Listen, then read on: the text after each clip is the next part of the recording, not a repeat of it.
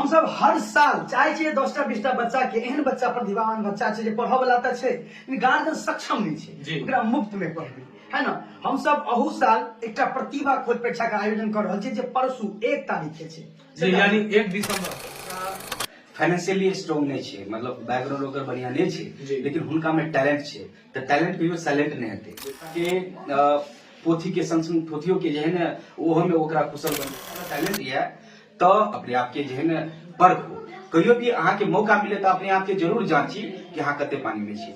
अब बात करी इंग्लिश के बहुत निक स्पोकन और बच्चा सब छे से काफी बेहतर तरीका से एकटा अलग अंदाज में है ना।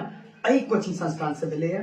अनूप हाई स्कूल के टॉपर 3 साल से होते से भ रहल छे, गंदवार के टॉपर 3 साल से होते से भ रहल छे। ओही में अगला बेर एकटा बच्चा जे छे बिहार में 8 बार हमरा सबके 5-7 आदमी के टीम छे जे ए बच्चा के हर तरह से एकटा माहौल क्रिएट क ओकरा